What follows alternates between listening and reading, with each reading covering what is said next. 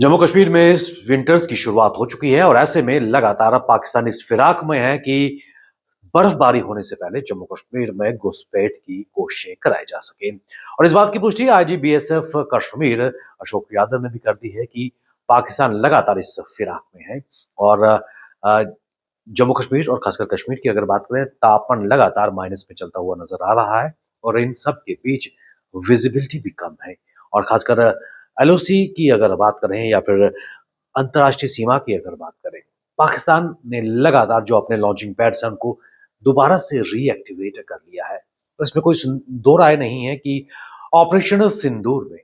भारत ने पाकिस्तान और पाक ऑक्युपाइड कश्मीर में घुसकर आतंकियों के ठिकानों को ध्वस्त तो किया था, लेकिन एक बार फिर पाकिस्तान पाकिस्तान की खुफिया एजेंसी आईएसआई लगातार उन ठिकानों को रीएक्टिवेट करती नजर आ रही है और नए ऐसे लॉन्चिंग पैड्स इस वक्त सीमा के साथ बनते हुए नजर आ चुके हैं, जहां पर यह माना जा रहा है कि 3 से 4 आतंकी इस वक्त वहां पर मौजूद हैं। और पाकिस्तान की बैट या फिर आईएसआई एजेंसी लगातार उनको सपोर्ट दे रही है, शॉर्ट टर्म उनको ट्रेनिंग भी दी है और इस फिराक में है कि जब भी मौका मिले उनको घुसपैठ कराई जा सके। और इसमें कोई दो राय नहीं है कि लगातार ऑपरेशन सिंदूर से खिसाया हुआ पाकिस्तान अंतर्राष्ट्रीय मंचों पर भी दुहाई गुहार लगा रहा है, लेकिन अपने आंतरिक हालात की अगर बात करें, जिस तरह अफगानिस्तान से भी मार खा रहा है और टीटीपी से भी मार खाता हुआ पाकिस्तान नजर आ रहा है, लेकिन कुछ सबक ले नहीं रहा और उसी मंसूबे पर काम कर रहा है कि जम्मू कश्मीर में अशांति का माहौल पैदा किया जा सके। आईजीबीएसएफ कश्मीर अशोक यादव की अगर बात करें, उनका भी मानना है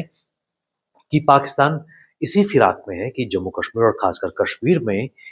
जो बर्फबारी का माहौल बन रहा है उसे ठीक पहले घुसपैठ कराई जा सके, ताकि अगले कुछ महीने उनको रीइंफोर्स भी मिल सके उन आतंकियों को। और उसके साथ साथ जम्मू कश्मीर में और खासकर कश्मीर में अशांति का माहौल पैदा किया जा सके। और इसके साथ साथ आतंकियों ने अपनी रणनीति भी बदली है। पहले ये आतंकी खासकर अर्बन एरियाज में छुपे रहते थे, लेकिन अब घने जंगलों में इन्होंने अपने हाइड आउट्स बनाए हैं। लेकिन उसके बावजूद भी भारतीय सेना, border security forces, Jammu Kashmir SOG के जवान निरंतर इसी प्रयास में हैं और बड़ी बड़ी सफलताएं भी उनको मिली हैं। न केवल उन आतंकियों को एलिमिनेट करने के लिए, उनको उनके नापाक इरादों में नाकाम बनाने के लिए, लेकिन उसके साथ साथ भारी मात्रा में हथियार की बरामदगी, एम्युनिशन की बरामदगी, सफलता की कहानी बयां कर रही है भारतीय सेना, border security forces, Jammu Kashmir police और एसओजी के जवानों को, जिन्होंने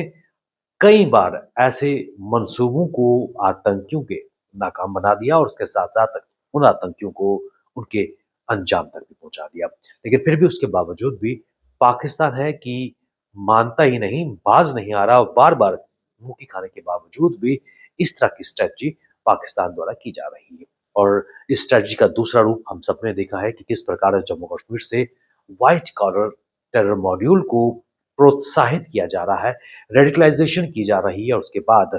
जिस तरह 10 नवंबर को लाल किले के बाहर जो आत्मघाती धमाका आतंकी उमर ने किया था, जो पेशे से एक डॉक्टर था लेकिन पिछले कुछ सालों से लगातार रेडिकलाइज हो गया था और लगातार उसके संपर्क में कई ऐसे लोग भी हैं जो उसी मानसिकता, उसी जिहादी मानसिकता से ग्रस्त हैं। और एक बहुत बड़ी चुनौती ये सिक्योरिटी फोर्सेस के सामने है, क्योंकि ये वो लोग हैं जिनके हाथ में बंदूक नहीं है, व्हाइट कॉलर जॉब ये कर रहे हैं, हमारे मुआशरे का हिस्सा बने हुए हैं, लेकिन उसके बावजूद भी उसी मुआशरे में अशांति, हिंसा फैलाना इनका मकसद है। और कहीं ना कहीं उस जिहादी कट्टरपंथी मानसिकता से ये ग्रस्त है और ये ज्यादा चिंता हमारी सिक्योरिटी फोर्सेस के सामने है। बहरहाल एक्सटर्नल फ्रंट की अगर बात करें तो हमारी बॉर्डर सिक्योरिटी फोर्सेस, हमारी आर्मी पूरी तरह सशक्त है। डिस्पाइट वेदर एक बहुत बड़ी चुनौती है, लेकिन उसके बावजूद भी काम कर रही है और आतंकियों के मंसूबों को नाकाम बना रही है। और इस चीज को रिएट्रेट आज ही कश्मीर बीएसएफ ने भी किया कि पूरी तरह सजग हैं और जो सीमाएं हैं पूरी तरह चाक चौबंद हैं। और उन्होंने कहा कि बेशक लो विजिबिलिटी है, लेकिन उसके बावजूद भी भारतीय सेना बीएसएफ के पास ऐसे सर्विलेंस डिवाइसेस हैं जो उस लो विजिबिलिटी में आतंकियों की मूवमेंट को जांच लेते हैं और उसके बाद हमारे जवान उन आतंकियों को उनके ठिकानों पर, उनके अंजाम तक पहुंचाते हैं। लेकिन फिर भी चुनौती इस वक्त है और चुनौती का मुकाबला करने के लिए हमारी सिक्योरिटी फोर्सेस पूरी तरह तैनात हैं और यही कारण है कि ड्रोन की मदद से हथियार, ड्रग्स